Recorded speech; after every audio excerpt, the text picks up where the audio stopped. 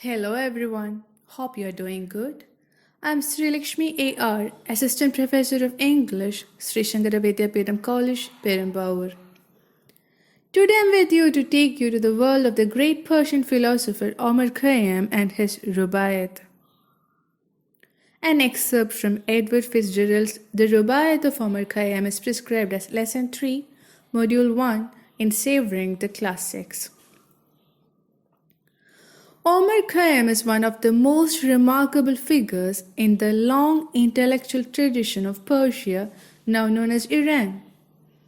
He was a multifaceted genius. He made extraordinary contributions to mathematics, astronomy, philosophy, religion, and above all, literature. He was attributed of writing a particular tradition of poetry called RUBAIYAT, written in the form of quatrains. Rubai is a Farsi word for quatrain.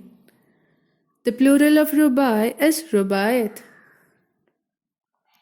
RUBAIYAT of Omar Khayyam, the English translation by Edward Fitzgerald, was first published in 1859. Fitzgerald revised it 4 times thereafter. This enjoyed great success in the Orientalism of the fin de siècle, a term typically used to refer to the end of the 19th century. This period was widely thought to be a period of degeneracy, but at the same time, the period of hope for a new beginning. Omar Khayyam's immortal RUBAIYAT made him one of the all-time favorites of literature buffs all over the world. Khayyam owes his international reputation largely to the translation of his RUBAIYAT that Edward Fitzgerald published in 1859. Dante Gabriel Rossetti read and praised it in 1860. Khayyam wrote quatrains in his native Iranian language Farsi. Each quatrain stood alone as a separate piece of work, usually an epigram or a special insight.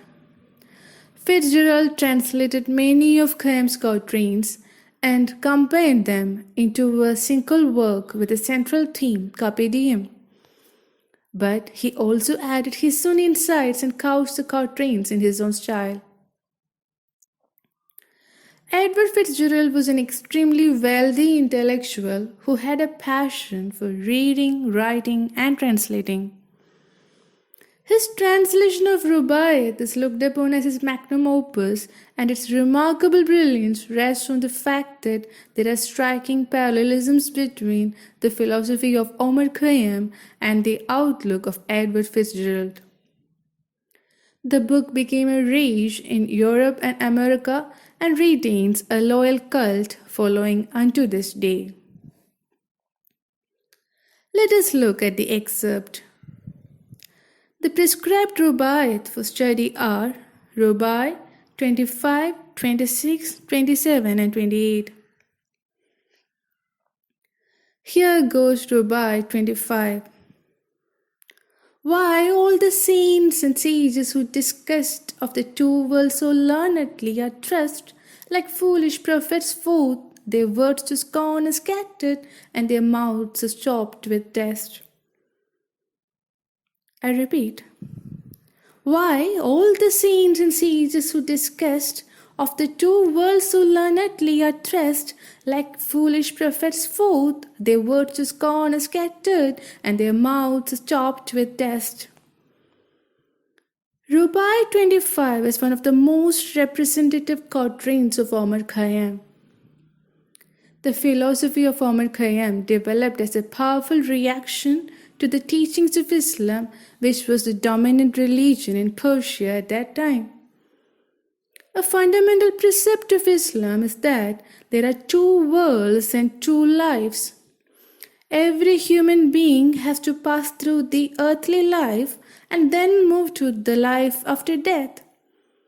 Life in this world is looked upon by Islam as a mere preparation for the life in the next world.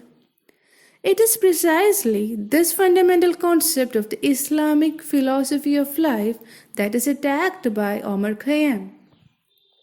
He admits that saints and sages speak learnedly about the two worlds. The two worlds are the world here and the world hereafter. The saints and sages try to make us believe that the second world is more important than the first. Omar Khayyam does not explicitly say so, but this is the subtext submerged at the beginning of the quatrain. However, these saints and sages who carry out scholarly debates are ultimately discarded by history as foolish prophets. They may consider themselves to be learned, but time looks upon them as fools. The words of these saints and sages, which are saturated with false learning and fake scholarship, are scattered to the scorn of this world. When these declarations die, these saints and sages are buried like anybody else, and their mouths are filled with dust.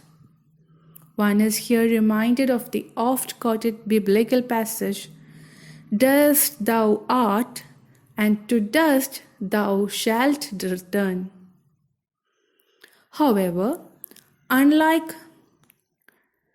the authors of the Holy Bible, and very unlike Jesus Christ, Omar Khayyam was an out-and-out materialist who believed that there is nothing more real than this dust, inviting a striking comparison with the practitioners of the Charvaka philosophy of ancient India.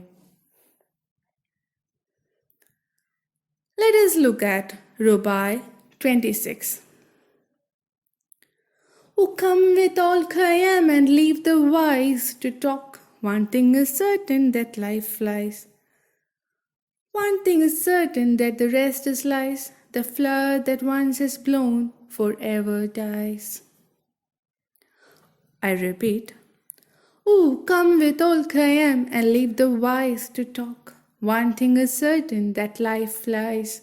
One thing is certain, and the rest is lies. The flower that once is blown forever dies." RUBAIYAT 26 opens with a personal touch. The poet invites the reader to come with him. He uses the third person. He calls himself Khayyam and qualifies that term with the epithet old. The choice of the adjective demands some crucial attention. The poet is in fact a great mathematician, renowned philosopher, and a gifted poet. But he refuses to refer to any of these and instead calls himself Old Khayyam. This is a deliberate ploy to heighten the contrast between himself, who is presented just as an old man, and the wise, who are always talking. The poet explains that there is only one thing that is certain, and that is that life flies. While the philosophers, who are Speaker's contemporaries, seem to believe, influenced by Islam, that life is a long preparation for death and life after death, Omar Khayyam seems to think that life is a brief candle. These philosophers have constructed an entire mythology based on what happens to one after death. The poet powerfully exposes the hollowness of the teachings of these wise philosophers.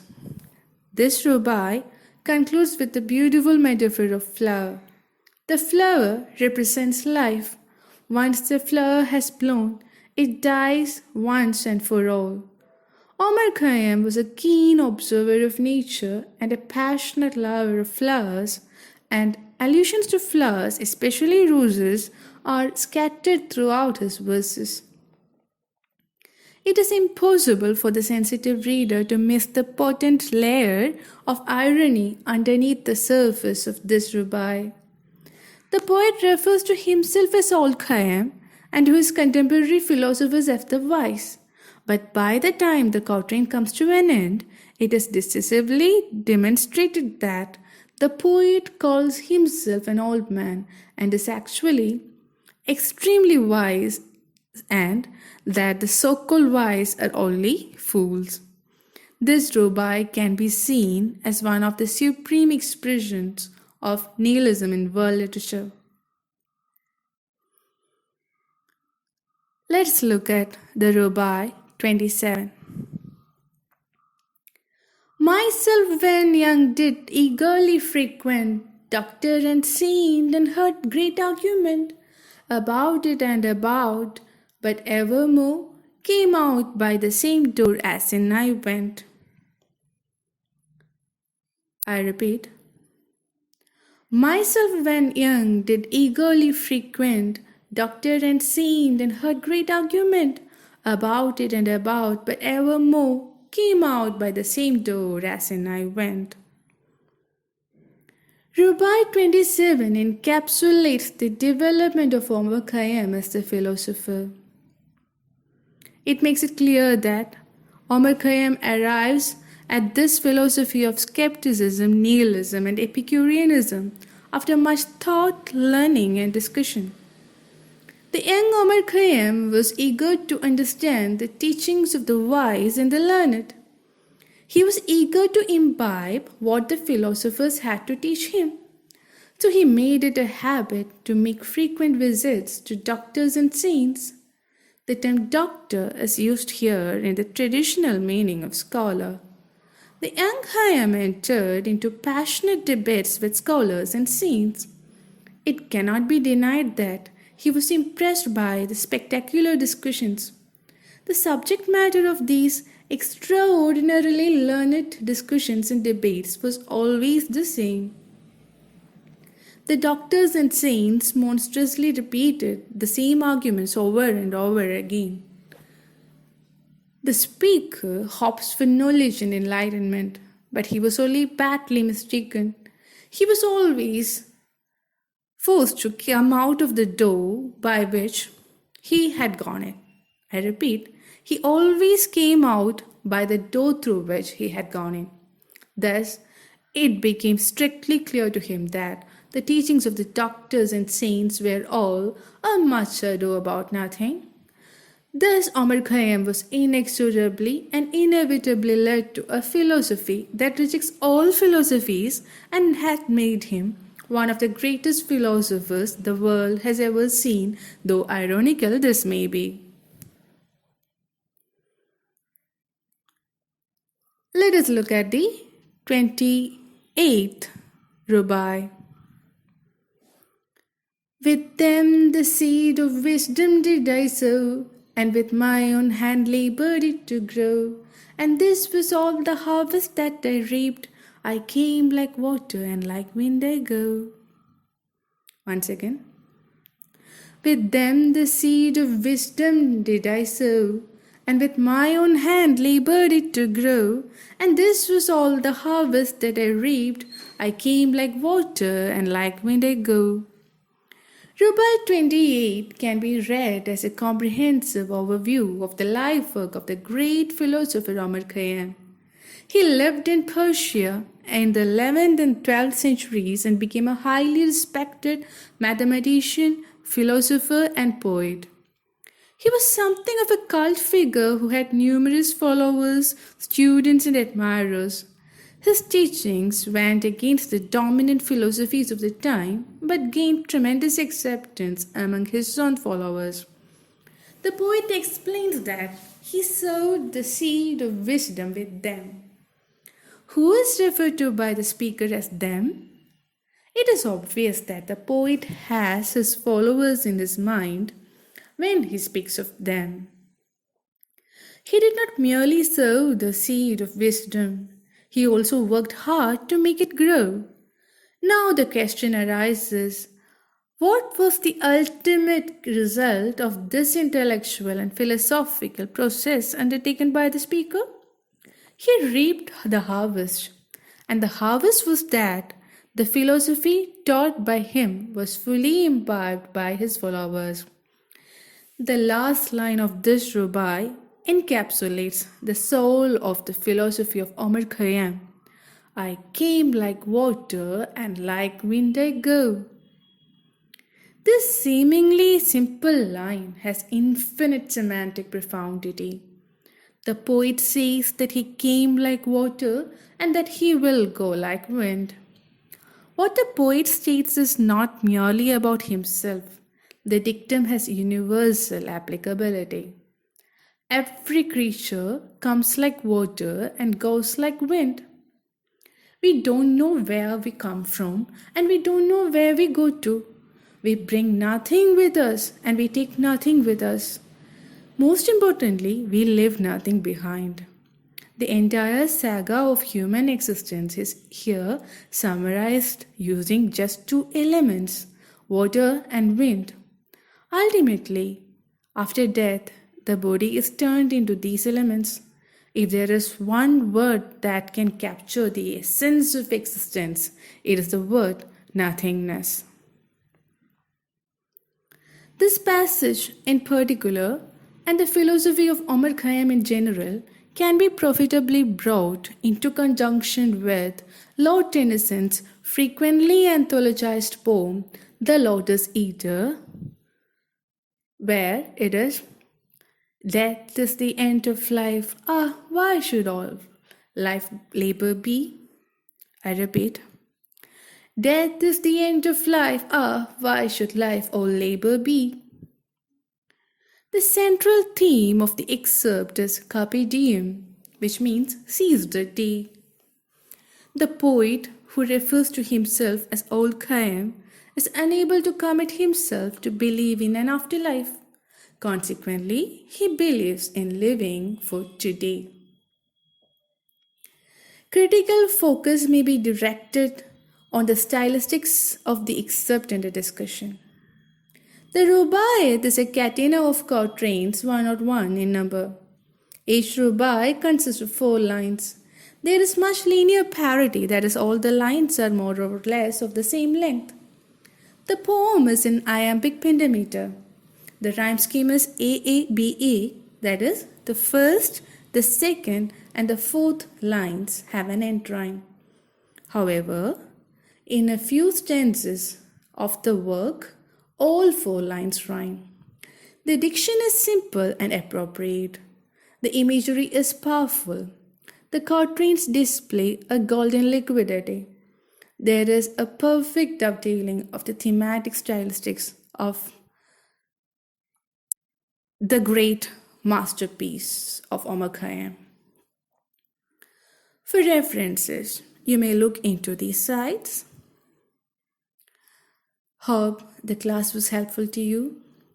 Do raise your questions. Happy learning. Thank you.